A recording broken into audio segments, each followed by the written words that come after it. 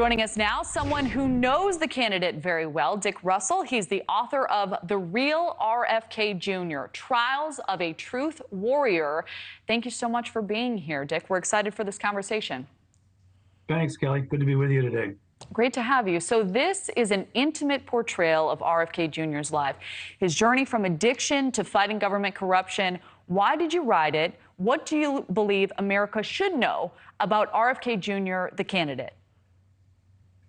Well, I decided to write it last summer, a year ago. I've known Bobby for over 20 years. We worked together on environmental efforts. I featured him in a couple of my books about gray whales and striped bass with a chapter, and we've become better and better friends. He did not ghostwrite. I'm not ghostwriting this book. It's not. I would say he did authorize it in the sense that he's cooperated, and I decided to write it because I was just outraged, really, at how he'd been maligned by the big media for his public health stands, and dismissed as a anti-vaxxer, conspiracy theorist, kook.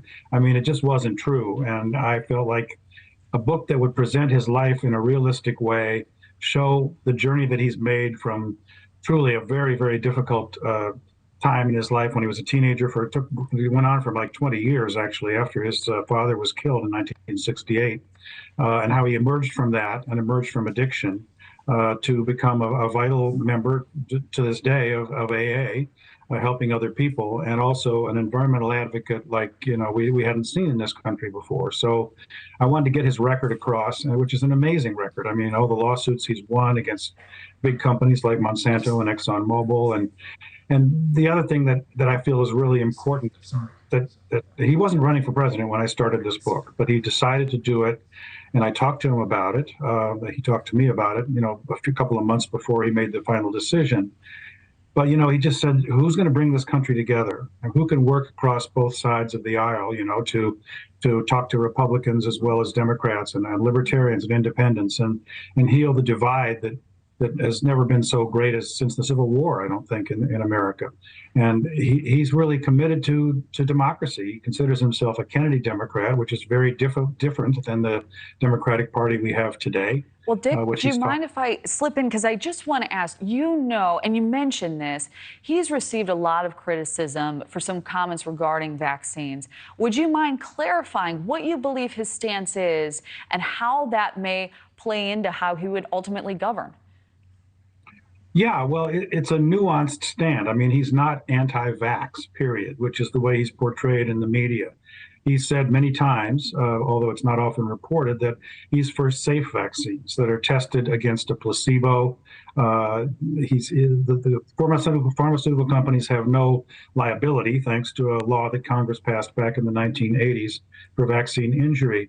So they've just, really gone crazy with adding many more childhood vaccines to the schedule, and recently, of course, rushing the COVID vaccines to market before, as Bobby saw it, they were adequately tested, and he wasn't the only one. I mean, a lot of studies have shown that, and that there were also alternatives that weren't explored. So, if he is elected president, he has said this, he's going to, he'll appoint people to the FDA, somebody who's into alternative medicine. He'll stop this agency capture by the big corporations, from the oil and gas people and the chemical companies to the big pharma outfits that are dominating our life today.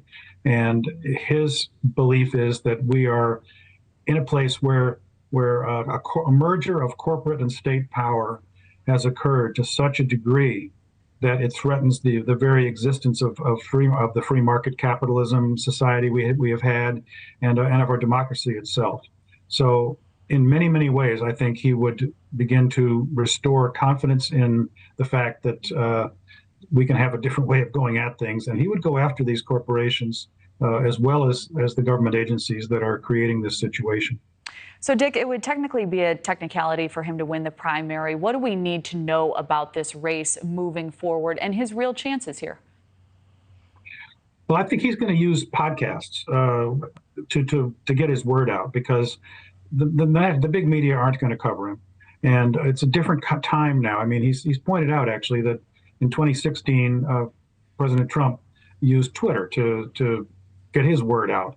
Before that, in 2008, it was Barack Obama using social media, the first president to really do that. So I think he's going to use the podcast world to get his message out to people.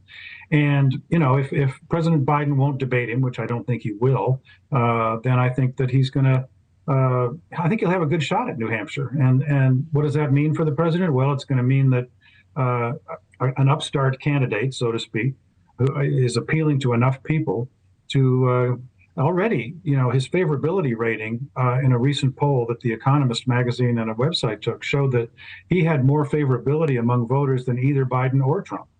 So that says something. He's polling at 20% of Democrats, and the favorability is really high. I think because he's telling the truth about the way he sees things and what he would do to make a difference for the middle class and the impoverished people in this country.